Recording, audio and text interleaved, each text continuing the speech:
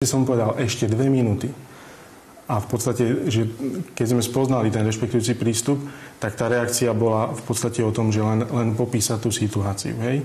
Lebo to dieťa si to možno neuvedomuje. Hej? Len povedať, že no, Danko, sú tu 2 hojdačky a ďalšie deti čakajú. Chceli by sa vymeniť, chceli by sa tiež hojdať. A tak ako on tak pozeral a hovorím, že a čo navrhuješ?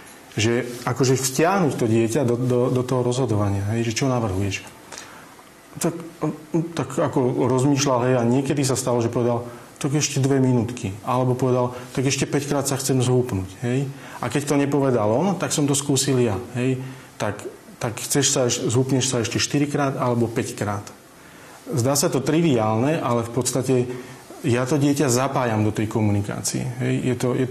Ten prístup je rovnocenný. A ešte chcem povedať k tomu toľko, že v oboch prípadoch sa môže stať, že to nezafunguje.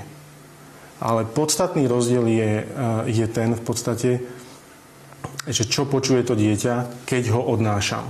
To znamená, že aj keď je tam popis, je tam empatia, všetko, hej, dám mu na výber a nezafunguje to, tak a teda oznámim mu, že no, ale teraz ťa už musím zobrať, tak čo počuje to dieťa? Či počuje výčitky, alebo počuje neustále empatickú reakciu.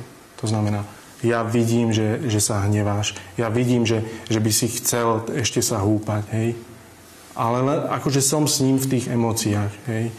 Nie je tam to, teda, nemá tam byť to, že teda nepláč, prestaň a neviem čo, ale naopak, že tie emócie teda pomenováva.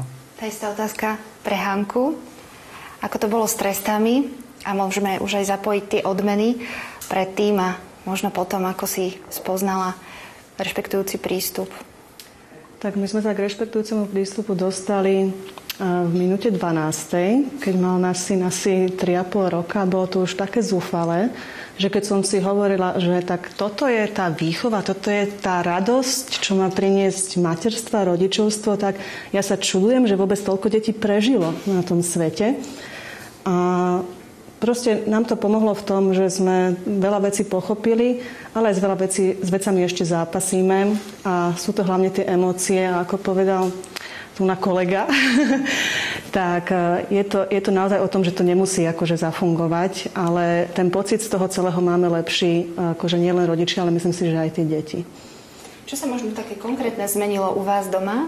Možno predtým, ak fungovali nejaké odmeny, ak toto spravíš, ak sa napapáš, tak potom bude lízatko, alebo rozprávam teraz také absurdnosti možno, ale čo z tých odmien alebo trestov sa zmenilo, ako teraz zvládate vyvodiť tie logické dôsledky, alebo čo nahrádzate namiesto odmien?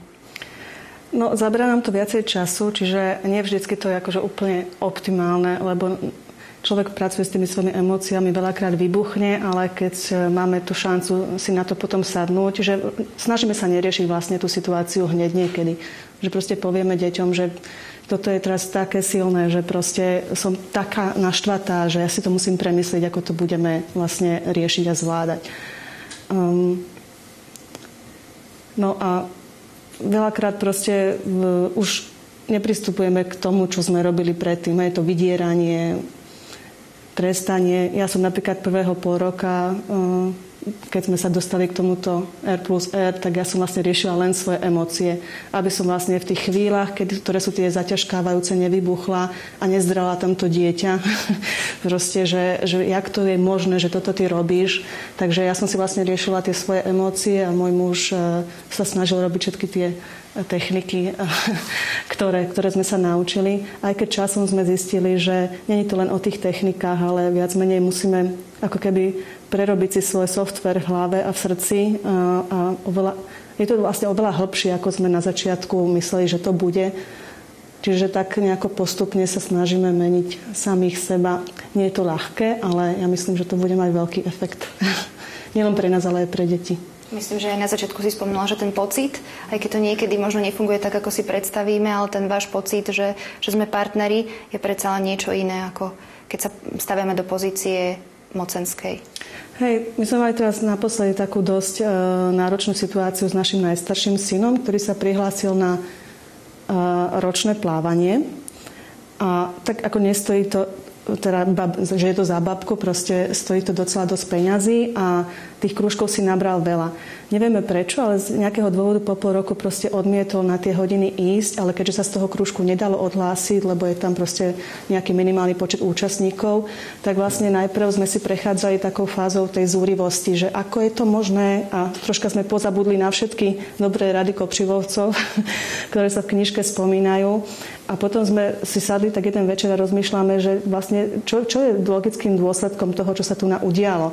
Nechce chodiť na plávanie, odhlásiť sa odtiaľ nedá, takže čo s tým? On nám to nejako zargumentovať nevedel, že prečo vlastne na to nechce chodiť. Takže jediné, čo nás napadlo ako logický dôsledok je, že bude zo svojho vreckového splácať tie hodiny, ktoré vlastne my sme mu zaplatili, ale teraz sú akože tie peňažky v lufte. Takže nepáči sa mu to. Pýtali sme sa ho pred touto reláciou, že či by mi vedel povedať, že ako sa cíti že s týmto rozhodnutím a povedal, že dobre aj zle. A hlavne zle, lebo prichádzam, vieš, o tých 5 eur, čo vám musím splácať. Ale je to určite niečo iné ako napríklad zákaz týždňa pozerania telky, pretože to vôbec nesúvisí s podstatou. Ja myslím, že toto je dôležitý prvok toho celého, že vlastne vždy ten logický dôsledok alebo prirodzený musí byť v súvise s tým, čo sa udialo. Lebo inak to podľa mňa do budúcnosti nefunguje. No to akože funguje výborne v tom momente. A je proste veľa situácií, kedy sme nešťastní, nie že nešťastní, ale fungovalo by to rýchlejšie, keby sme pristúpili k tým tradičným metódám. Napríklad dieťa sa nechce ísť dať ostrihať, ja mu za to slúbim autičko, tak on ide, ostrihá sa. Vlastne niekto si povie, že no a čo, však akože na to zabudne, že to... Ale ja si myslím, že toto všetko sa buduje v tom dieťati niečo, z čoho bude čerpať v dospelosti.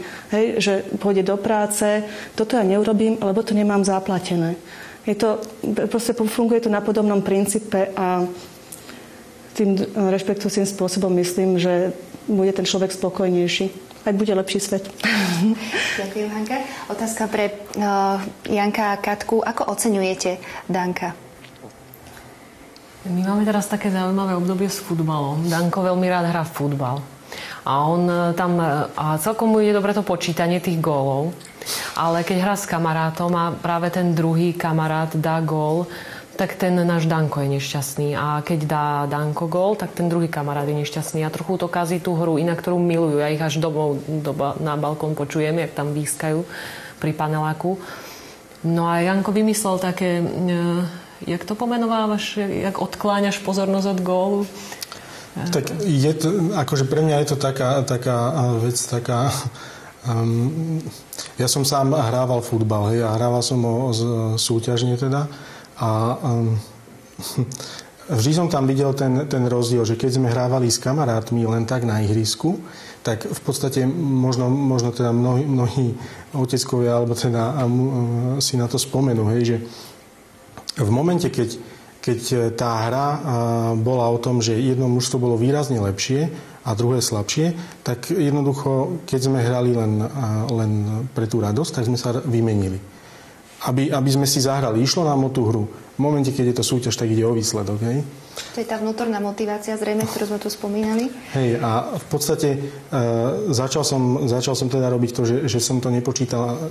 Prestal som to v prvom rade počítať ja. Hej?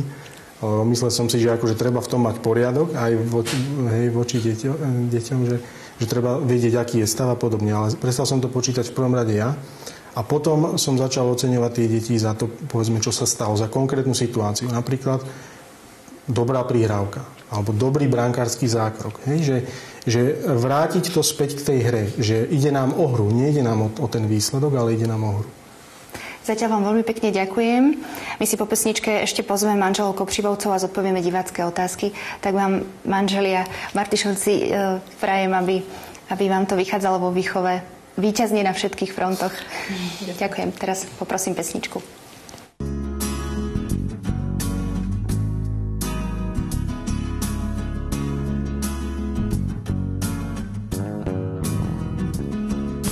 Čakal som ťa dávno, čakám ťa aj dnes. Premýšľam, či prídeš, či to ešte chceš. Prečo sa ma pýtaš, či to nechcem vzdať? však zaujíma, kde mám silu vziať. Viem to, kam mám prísť.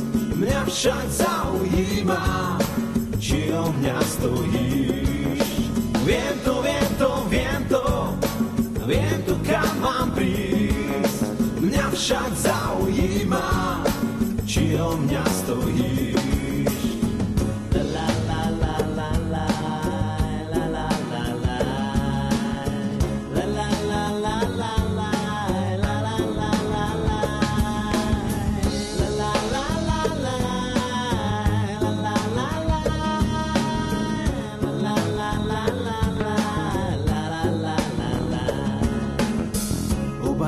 Smutný, kto tam príde skôr. Ty sa o mňa trápiš, ja som tvoj motor. Neviem si však vybrať, láka ma pár ciest. Snažím sa ťa nezraniť, to už dobre vieš. Viem to, kam mám prísť. Mňa však zaujíma, či o mňa stojíš. Viem to, kam mám prísť. Mňa však zaujíma, či o mňa stojíš.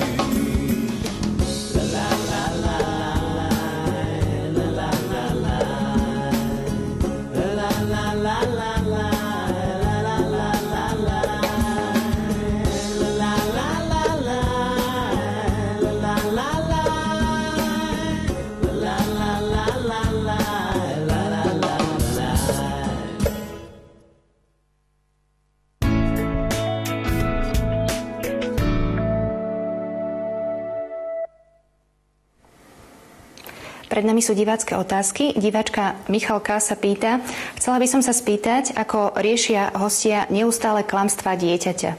Ďakujem. Manželia Kopřivovci, opäť vás tu máme.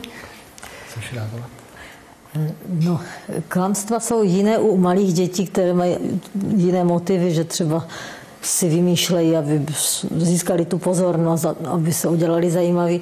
Ale u těch větší je to o tom, že se chtějí vyhnout nějakým nepříjemnostem, případně trestům. Takže jde o to, jestli je v tom dítěti strach, anebo je tam jiný motiv. Tak to podle toho bychom asi řešili jinak. Jo? Ale tak ty malé děti by se měly dozvědět, že když si neřekneme pravdu, že může nastat nedorozumění nebo zmatek, nebo že co to vlastně je to klamstvo, že to je někoho vědomě uvést omyl. No, u těch větších musíme pracovat na tom, aby mohla být důvěra, aby nemuseli mít strach a aby to nejhorší, co od nás uslyší, bylo, tak co s tím uděláme. Uvažovat o tom, proč to dělá. U těch starších dětí, kde už je to opravdu klamstvo a nejenom bujná fantazie, tak uvažovat, z čeho má strach, jestli já můžu něco udělat, aby neměl strach měřit pravdu. Při tom vyšetřování, nebo doporučujeme jako ne usvědčit viníka, ne vyšetřovat, ale někdy, když se nemůžeme dovědět, tak nám se osvědčila taková reakce, že jsme říkali tomu dítěti, ty víš, jak to bylo. A nesnažili jsme se s ním přijít, kdo má větší pravdu. No, ale je pravda, že třeba jsme měli jedno takové dítě, i když jsme netrestali, které přesto bylo tak citlivé, že se těžko přiznávalo, že něco se nepodařilo dobře. Takže i oceňovat, když se přizná a znovu prostě, co s tím budeme dělat, tu spoluúčast. Ďakujem. Hanka, máš ty nejaký tip? Stretávaš sa doma s klamstvami? Ja som si to uvedomila až tento rok, keď je náš najstarší syn prvákom. Doteraz som to tak nejako moc nevnímala. Lebo ja mám pocit, že u tých malých detí, napríklad prostredí má 5 rokov,